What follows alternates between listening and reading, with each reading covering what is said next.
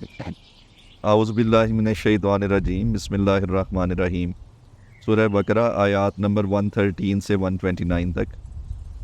یہودی کہتے ہیں کہ عیسائیوں کے پاس کچھ نہیں، عیسائی کہتے ہیں یہودیوں کے پاس کچھ نہیں، حالانکہ دونوں ہی کتاب پڑھتے ہیں۔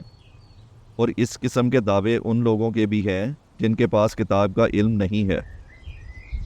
یہ اختلافات جن میں یہ لوگ مبتلا ہیں کا فیصلہ اللہ قیامت کے روز کر دے گا۔ اور اس شخص سے بڑھ کر ظالم کون ہوگا جو اللہ کے معبدوں میں اس کے نام کی یاد سے روکے اور ان کی ویرانی کے در پہ ہو۔ ایسے لوگ اس قابل ہیں کہ ان عبادت گاہوں میں قدم نہ رکھیں، اور اگر وہاں جائیں بھی تو ڈرتے ہوئے جائیں۔ کے لیے تو دنیا میں رسوائی ہے اور آخرت میں عذاب عظیم۔ مشرق اور مغرب سب اللہ کے ہیں، اس طرف بھی تم رخ کرو گے اسی طرف اللہ کا رخ ہے۔ اللہ بڑی وسعت والا اور سب کچھ جاننے والا ہے۔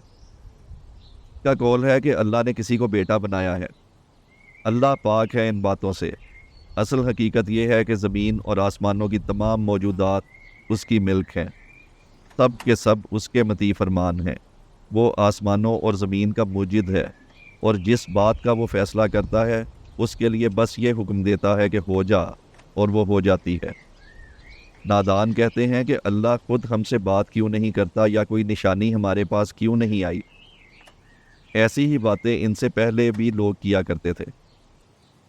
ان سب کی ذہنیتیں ایک جیسی ہیں۔ یقین لانے والوں کے لیے تو ہم نشانیاں صاف صاف نمایاں کر چکے ہیں۔ پڑھ کر نشانی کیا ہوگی کہ ہم نے تم کو علم حق کے ساتھ خوشخبری دینے والا اور ڈرانے والا بنا کر بھیجا۔ اب جو لوگ جہنم سے رشتہ جوڑ چکے ہیں ان کی طرف سے تم ذمہ دار و جواب دہ نہیں ہو۔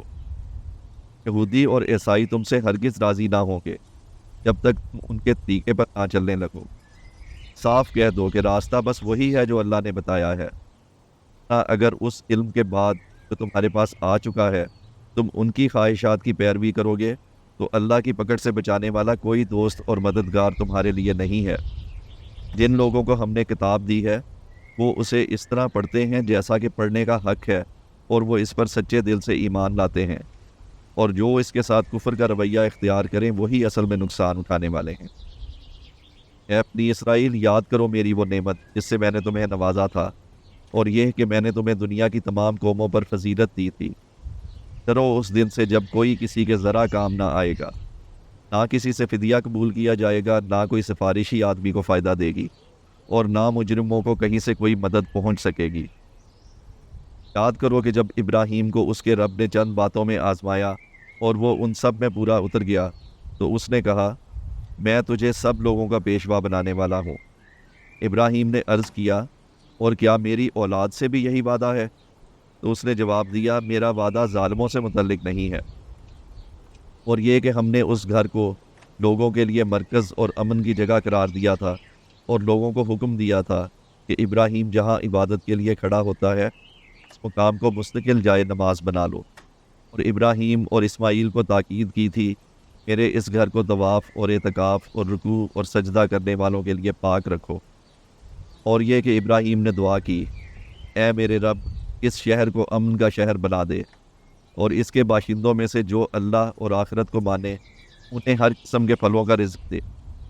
جواب میں اس کے رب نے فرمایا، اور جو نہ مانے گا دنیا کی چند روزہ زندگی کا سامان تو میں اسے بھی دوں گا، مگر آخرکار اسے عذاب جہنم کی طرف گھسیٹوں گا، اور وہ بدترین ٹھکانہ ہے۔ اور یاد کرو ابراہیم اور اسماعیل جب اس گھر کی دیواریں اٹھا رہے تھے تو دعا کرتے جاتے تھے، اے ہمارے رب، ہم سے یہ خدمت قبول فرما لے، تو سب کی سننے اور سب کچھ جاننے والا ہے۔ اور اے رب، ہم دونوں کو اپنا مسلم بنا، ہماری نسل سے ایک ایسی قوم اٹھا جو تیری مسلم ہو، ہمیں اپنی عبادت کے طریقے بتا، اور ہماری کوتاہیوں سے درگزر فرما، تو بڑا معاف کرنے والا اور رحم فرمانے والا ہے۔ اور اے رب، ان لوگوں میں سے خود انہی کی قوم سے ایک ایسا رسول اٹھائیو جو انہیں تیری آیات سنائے اور ان کو کتاب اور حکمت کی تعلیم دے اور ان کی زندگیاں سنوارے۔ تو بڑا مقتدر اور حکیم ہے۔ صدق اللہ العظیم۔